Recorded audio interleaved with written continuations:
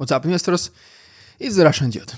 Imagine preparing the biggest, flashiest party of the year, sending out invitations to world leaders, polishing every inch of the red square, and then waking up to find your decorations being targeted by Ukrainian drones. That's the exact nightmare Putin faced on the eve of his most favorite holiday, Victory Day Parade. By the way, I will be live streaming the parade, translating Putin's speech in real time, and I will also be answering your guys' questions. This Victory Day Parade live stream is our annual tradition on this channel, and I'm excited to have you there again this year.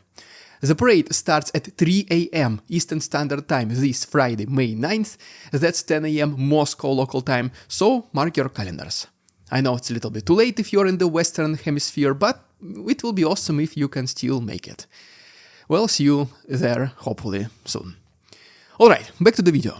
While Kremlin was busy arranging tanks like toy soldiers and crafting patriotic speeches, Ukrainian drones turned the city's skies into a shooting gallery. Flights were grounded, airports closed, highways were littered with shrapnel, and the mobile internet even reportedly was deactivated for the entire 3 days, 72 hours at least, May 7th through May 9th. Is Putin really afraid that much that his most revered celebration might not go as planned? Well, it definitely looks like it. Is his priority of turning off the internet, closing airports and practically sealing off Moscow because he cares about the safety of his people? Hell no, no way, Jose. He does not care about the inconveniences for regular people that he caused. He only cares that the parade itself, it should go as smoothly as possible, with no interruptions and no surprises. But honestly, the preparations for this year's parade are much more extensive than any other parade in the past. So, do they know something that we do not? Is something more dire coming towards Russian capital? We shall see, looks like soon enough. Maybe something even happens during our live stream, which is, well, yet another reason for you guys to subscribe to our channel and turn on notifications if you have not done so already. Very uncertain couple of days are coming and we will be right here in the middle of it all. It started quietly on the night of May 4th, 2025 around 11:30 PM local time, when the first cluster of 4 high-tech hobby drones equipped with explosives sneaked over the Moscow's borders. Sobyanin, the Moscow's mayor, wrote on Telegram the next morning, bragging about intercepting them all before they could drop their deadly cargo. Harmless, he claimed. No fatalities, no structural damage, no nothing. But that was just the beginning. Fast forward 24 hours to May 5th, just as Red Square stones were being tested and the drone barrage stepped up the notch. 19 more drones materialized in the night sky, their LED beacons twinkling like malevolent fireflies against the city's glowing skyline.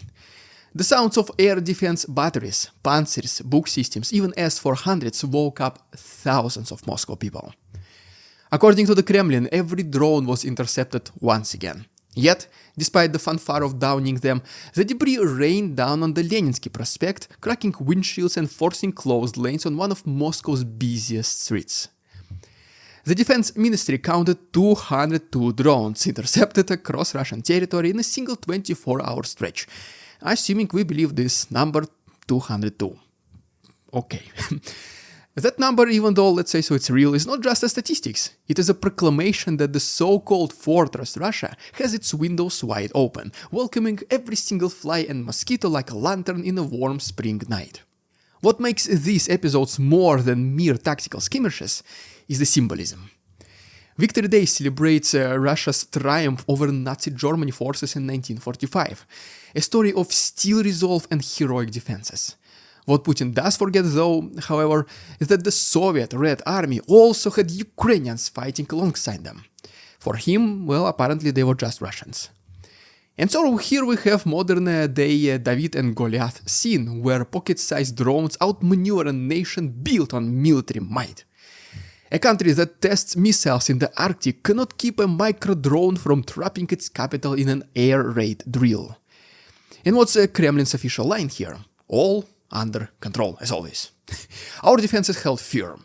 But if your fortress barely repels casual hobbyists, what happens when the next wave brings armored drones or cruise missiles?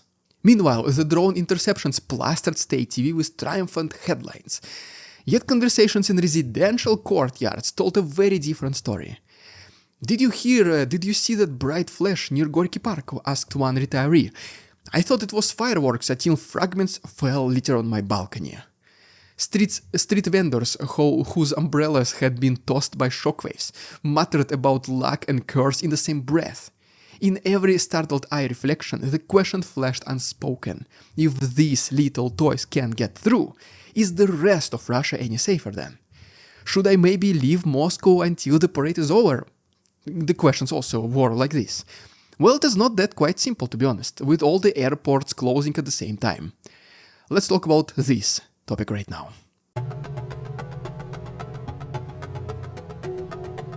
If the drone saga uncovered the gaps in Moscow's anti-aircraft web, the airport shutdowns hammered home the inconvenience of pretending everything is fine. Approximately at 1:15 a.m. on May 5th, screens across Sheremetyevo, Vnukovo, Domodedovo and Zhukovsky airports, four major Moscow airports, turned red. Every flight in and out of the city got cancelled. The official reason? Preventative measures. A polite way of just saying, guys, we're scared.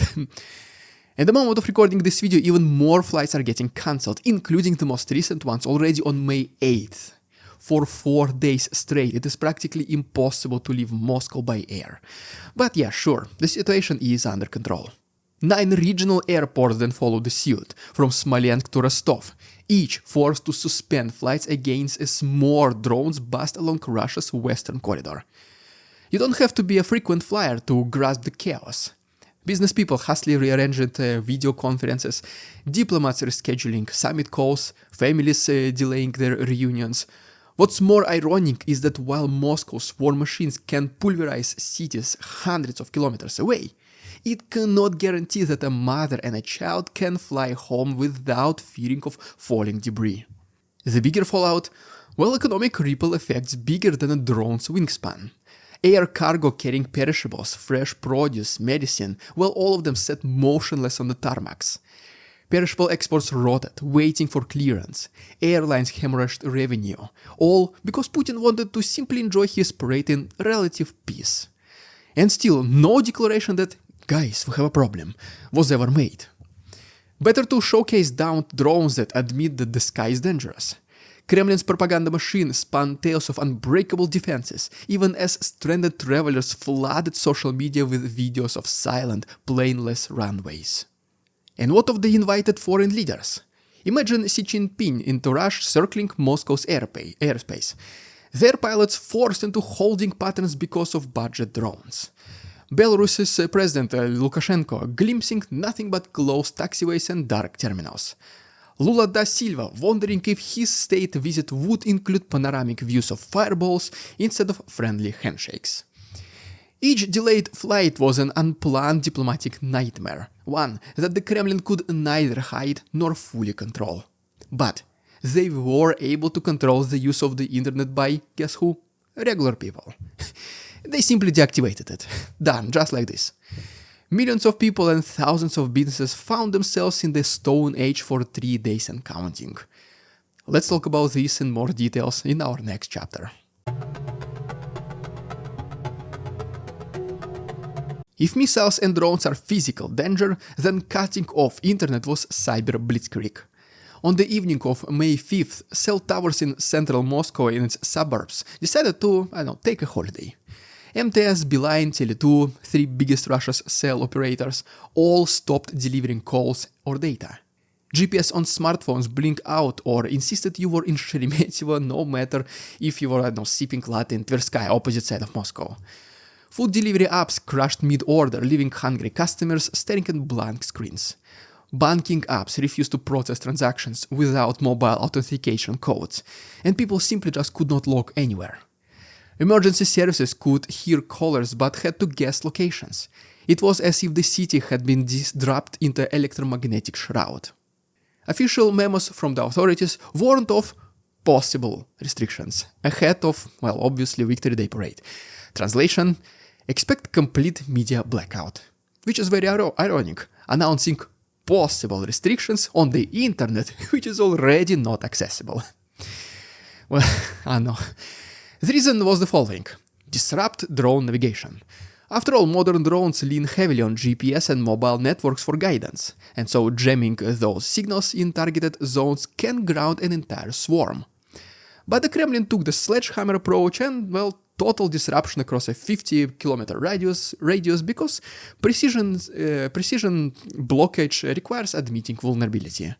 Better to shut down all channels rather than pinpoint potential breach points, right? Who cares about the entire capital of Russia completely stalling for 3 business days, when Putin's favorite spectacle is coming, right? And if people complain, well, just wait until May 9th speech, say that Russia is the greatest country in the world and a sole victor in the Second World War, and then, well, Z-patriots will scream with the saliva all around their faces about how grateful they are for such a wonderful president as Putin. Hurrah, Putin! Yes! And they will immediately forget all the previous inconveniences like the history already showed us. The impact was immediate and visceral. A grandmother trying to confirm her train ticket with her daughter could not dial even a single digit. An Uber driver found himself lost in a grid of identical high-rises. The navigation app, a dead map at this point. Well, some even took out their paper maps from the very back of their glove boxes, which were stored there until better times, or in case they need paper to start a fire. Businesses reliant on real-time data scrambled. Stock traders in Moscow's financial district watched markets with binoculars, trying to catch snippets on the radio, like, hey, what did he say? Did you hear it? And in private apartments, conspiracy theories flourished. Was this just a test run for nationwide internet shutdowns? Would they ban next private Wi-Fis? Who knows? Let's see. The digital dome felt like collective punishment, an information lockdown to keep citizens from seeing and sharing the capital's simmering chaos. And what happens if Putin likes Russia with no access to the internet? Well, he can very well extend it anytime he wants. What will be the reason? Well, don't worry, he will find one, and that's it. The internet no longer working in Russia, simple as that. Naturally, state media played it cool. News anchors continued their polished monologues, ignoring the static screens behind them. Viewers switching channels saw only pre-recorded programs about historic preparations for May 9th parade. Anyone daring to tweet about the blackout risked an unexpected visit from Roskomnadzor, the main censorship bureau. Because in the Kremlin's mind, controlling the narrative matters as much as controlling the airspace. If you cannot see the drones, if you cannot talk about the drones, well, maybe they never happened. What a logic, right? The digital cap was less about security and more about censorship, cutting off the city's collective voice to keep panic muted. Victory Day is supposed to be Putin's greatest hour, a festival of martial might and national pride. Red Square full of soldiers, veterans saluting from the stands, tanks rolling past Lenin's mausoleum, foreign leaders of state arrive in diplomatic motorcades, greeted by orchestras and honor guards. In Putin's mind, it is an annual affirmation that Russia is unbowed, unconquerable, and forever standing guard against the West. Yeah, this year though, the show carries an asterisk. Imagine lining up a row of gleaming T-14 armatas only to have remote hobbyist drone ruin the homepage of your celebration. The guests of honor, Xi Jinping, Lula, Maduro, if they can even make it on time with all the airports closed, well, they will not be blind to the reality. Will they disembark into secure red carpets or find themselves ducking behind barricades as air defenses light up the skies? Would they post smiling selfies or anxious footage of missiles intercepting miniature quadrocopters? And then there is Putin's so-called festive truce from May 8th to 11th, his generous gesture to the brotherly Ukrainian people. Zelensky adapted as a theatrical performance, refusing to play the part. He warned Putin's guests, guys, we cannot guarantee your safety on Russian soil, so take your chances. A fair disclaimer given that Russia cannot guarantee its own airports remain open or its own mobile networks function. Why risk a grandstand seat when the grandstand itself might become collateral damage? Provocations loom large in the Kremlin's playbook. If not shooting down drones, well then orchestrating an attack in a subway or any other public place, and this will make it possible to pin it obviously on Ukraine, on Kyiv, on maybe Zelensky personally. Under the digital cap, it is easier to silence rumors than reveal the truth. Residents whisper about suspicious fires near government buildings, and state TV dutifully blames obviously Ukrainian activists. In the information vacuum, fear bubbles up, and the official story seeps in. But the longer you keep this bubble, the faster the story will crumble. Yet, for all the regime's machinations, the underlying message of these drone attacks and shutdown is unmistakable. Power can be punctured. A parade of infantry can march in lockstep, but a parade of miniature drones can fly through defenses like ghosts. The grandeur of Victory Day now shares the stage with the dissonant hum of drones. And the world watches, perhaps more intrigued by the sound of tiny propellers, rather than by the deafening sounds of rolling tanks. Well, there you have it, guys. Once again, please subscribe to my channel if you don't want to miss the Victory Parade livestream. We'll be talking directly, I'll be answering your questions, we'll be translating everything Putin says / lies. If you haven't done already, please subscribe to my channel. If you wish to support my work, there are links down below. Thanks so much for watching, and see you in the livestream.